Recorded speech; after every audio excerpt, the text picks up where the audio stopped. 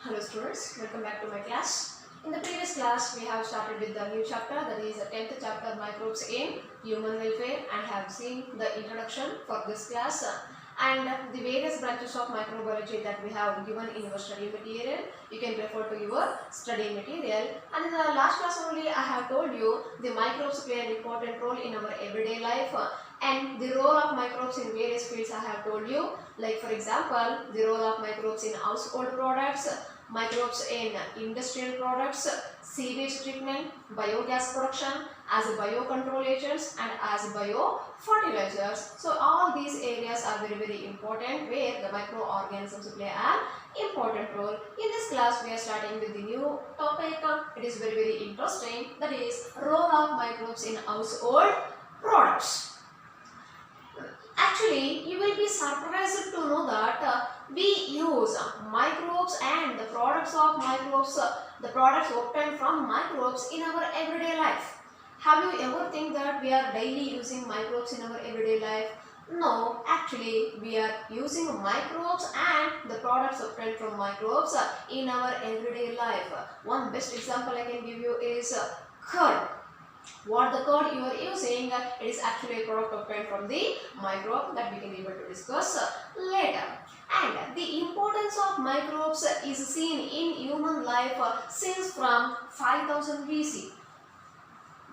So the role of or importance of microbes is seen in human life since from 5000 BC and various household products. Where the microbes are usually microbes are used in the preparation of various household edible products like bread, curd, wine, vinegar, etc. All these products are obtained by the action of microorganisms. And the basic mechanism involved in the preparation of all these products is fermentation. You may be knowing what is fermentation, that you have studied in your first UC in the chapter respiration. It is nothing but anaerobic respiration. And here fermentation is the main basic mechanism involved in the preparation of all these products. Whatever the products we are discussing here, all the products are usually obtained from the process of fermentation, but this fermentation is brought about by the action of microbes. Here the fermentation will be caused by the action of microbes. That is very important. So all the products are obtained by the process of fermentation by the action of microbes.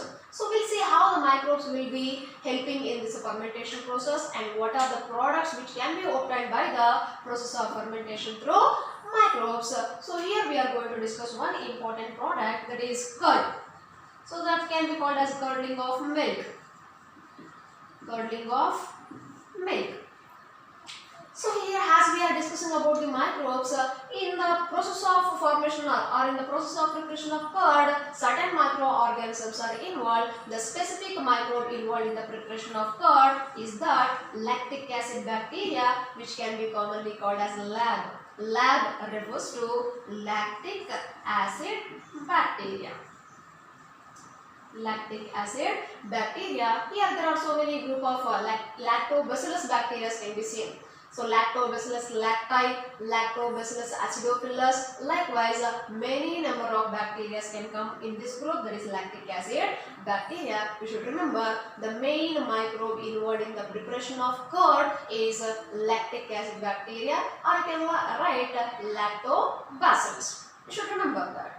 And so these microbes, the lactic acid bacteria, they will grow in milk and they get convert the milk into curd.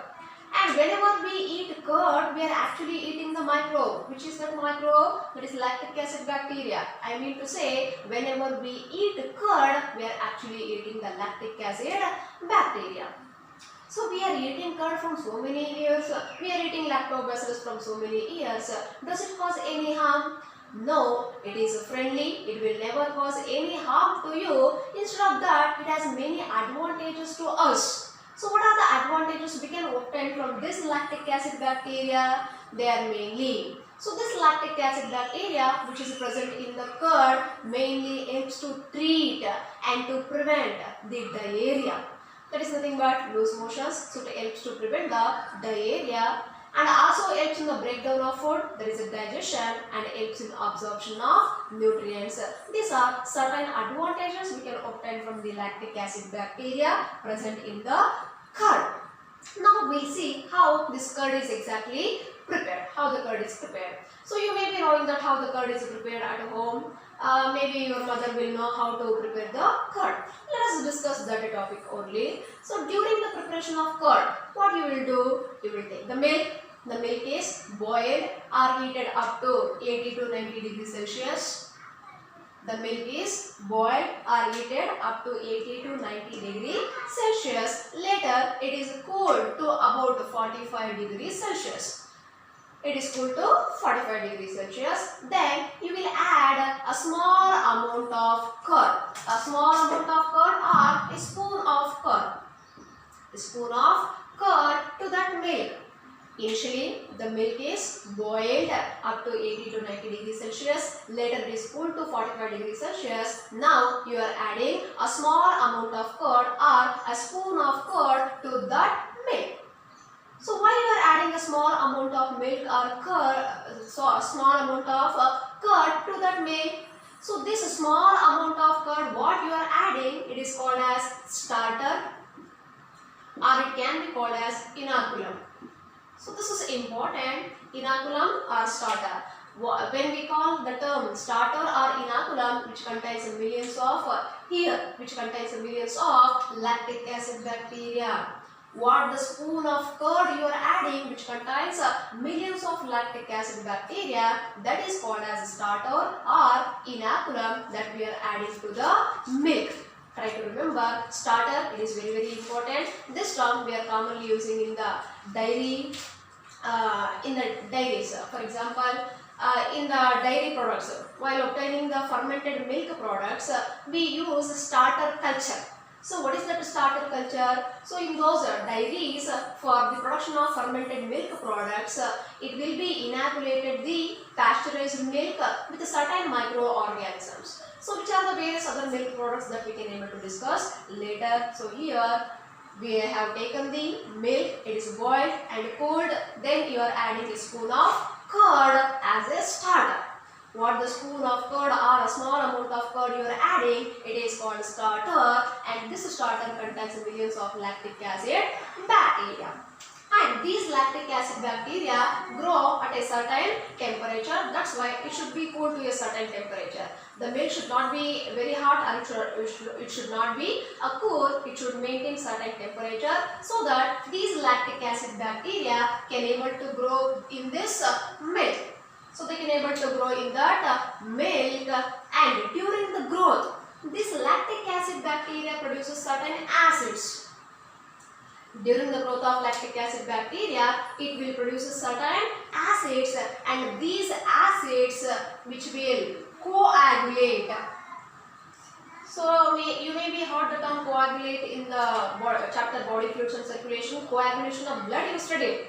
So that is like a clotting. So here also the acids produced by the lactic acid bacteria, they will coagulate and partially digest the milk protein called as casein. So casein is the milk protein which is commonly present in the milk. These acids will coagulate with the casein or partially digest the milk protein called as casein, so that due to the acids produced by the lactic acid bacteria, which will cause the coagulation, and that coagulation leads to the formation of curd, so that the milk is converted into curd. And this curd has more nutritional value. Eating curd has more nutritional value when compared to milk, because curd contains many number of organic acids and many vitamins, including vitamin B12. And even this lactic acid bacteria present in the curd, it will be helping us. It has more advantage in our stomach because it helps to check the growth of other disease causing microbes in our stomach. So these are certain advantages of lactic acid bacteria in the curd. Now we'll see how the dosa and idli preparation will be done. Dosa and idli preparation. So dosa idli you may be studied about, you may be knowing how the dosa and idli will be prepared. Even this dosa and idli are also prepared by the action of microorganisms. Here we are commonly using the term dough. It can be called as either dough or dough. So this is the dough which is used for the preparation of certain food items like dosa and idli. So how the dough is prepared? So this dough is prepared by grinding the rice along with the black gram. So the rice and black gram are grinded to prepare the dough. That process is actually called douging. So when you grind the rice along with the black gram, that process is called as douging. So this grinded mixture is allowed to ferment for about 3 to 12 hours.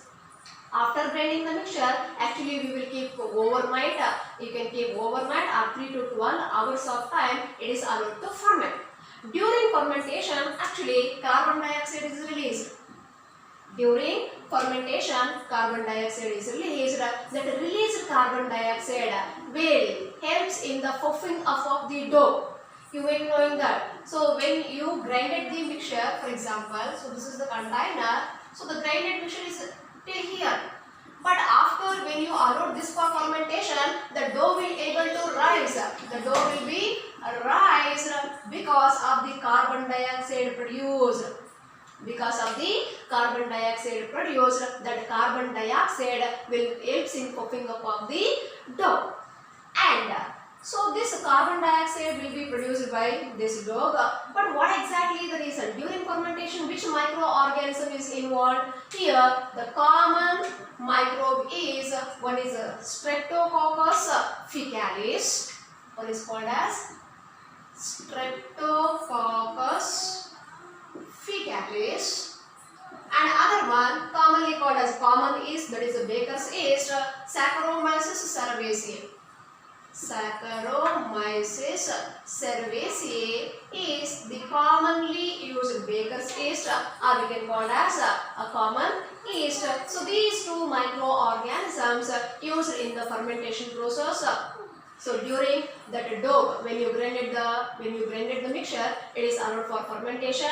During that fermentation process, these microbes undergo fermentation, leads to the liberation of carbon dioxide. This is how the dosa and idli, the microbes play an important role in dosa and idli preparation.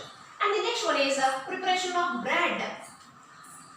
Preparation of bread. So you may be knowing that during bread preparation also they commonly use the baker's yeast, that is Saccharomyces cerevisiae. So Saccharomyces cerevisiae, why it is called baker's yeast? Because it is commonly used in bakeries.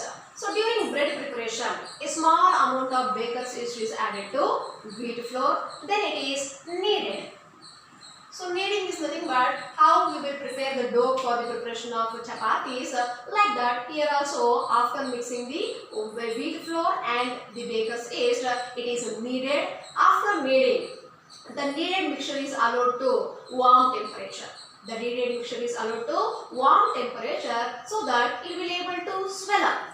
The dough will able to swell up. That process is called as leavening. So the swelling up of dough in bread preparation is called as leavening. So it is important. Initially you added baker's yeast to the wheat flour, then it is kneaded. The kneaded flour is allowed for warm temperature so that it will rise or it will swells up. That process is called as leavening. But how the dough can able to rise? How the leavening will be occurred? So this leavening is occurred by the action of three enzymes. By the action of three enzymes which are produced by this Saccharomyces cerevisiae. So during bread preparation, you added yeast. So that yeast produces three important enzymes, namely amylase, maltase, and zymase. So by the action of these three enzymes, it causes leavening. We'll see what these enzymes will do. Amylase. So this amylase enzyme, it helps in conversion of, or it will cause the breakdown of starch into maltose. starch into maltose. Later, this maltose gets converted into glucose with the help of maltase enzyme. So maltase, it helps in conversion of maltose into glucose. Later, this glucose will undergo fermentation with the help of zymase enzyme. So this zymase enzyme, it is a complex of several enzymes of anaerobic respiration which mainly causes fermentation. So during the fermentation of glucose, it produces carbon dioxide and ethyl alcohol. Carbon dioxide and ethyl alcohol. You should remember, during the fermentation of glucose, it produces carbon dioxide and ethyl alcohol. So due to the production of this carbon dioxide and ethyl alcohol, it causes swelling or leavening of the dough. What the dough you allowed for the warm temperature, it will be rising or it will be swelling up. That process is called leavening, and that leavening process is caused by the action of these enzymes, mainly because of the production of carbon dioxide and ethyl alcohol. So later that dough, the leavened dough, now it will be baked. The leavened dough is baked. During baking, the carbon dioxide and ethyl alcohol will evaporate.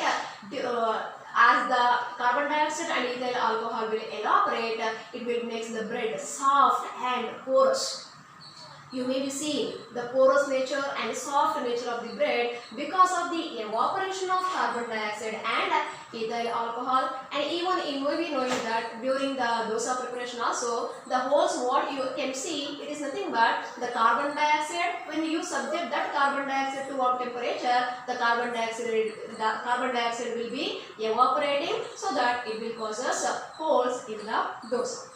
So these are certain aspects we can able to discuss here, and very importantly, you should remember, during the curdling of milk, the main bacteria involved is lactic acid bacteria or lactobacillus. So this lactobacillus grows in the curd. During growth, it produces acids, and those acids coagulates with the milk protein, kissing and converts the milk into curd. And curd has more nutritional value than that of the milk, and curd, the lactic acid bacteria which are present in curd has more advantages than that of the milk. And later we have discussed the preparation of dosa idli. So during dosa idli preparation, here the starter culture is very important. The term starter, what a spoon or small amount of curd you are adding to the milk, it is called starter. And during the dosa and idli preparation, the dough, you know how the dough is prepared. After the grinding of the mixture, it is allowed to fermentation, and that fermentation is usually caused by Streptococcus faecalis and Saccharomyces cerevisiae. It is a bacterium, and it is nothing but fungi. So these two will cause fermentation. During fermentation, carbon dioxide is liberated, and that carbon dioxide, the liberated carbon dioxide, will help in rising the dough. It will help in puffing up of the dough. When you subject to warm temperature, the carbon dioxide will be evaporated, and it causes the holes in the dosa. Later, in the bread preparation, a small mixture of yeast is added to wheat flour. It is kneaded. Kneaded mixture is allowed for a warm temperature. It will swells up. The swelling up of the dough is called as leavening. This leavening is caused by the action of three enzymes produced by the yeast. Which are the three enzymes? Amylase, maltase and zymase. Amylase helps in breakdown of starch into maltose, and maltase helps in conversion of maltose into glucose. Later, this glucose will undergo fermentation with the help of zymase. During the fermentation of glucose, it produces carbon dioxide and ethyl alcohol. So this carbon dioxide and ethyl alcohol will cause us this leavening or swelling up of the dough when that dough is subjected to baking. So after the swelling, that dough is again subjected to baking. During baking, the carbon dioxide and ethyl alcohol will evaporate, and it makes the bread soft and porous. So these are certain products, certain household products we have discussed in this class. So we have discussed the preparation of curd, dosa, idli and bread. In the next class, we will discuss some more household products. So all these are very very important. The name of the microbes in each and every class, each and every food product is very very important. So you note down the important microbes which are involved in the preparation of these household products.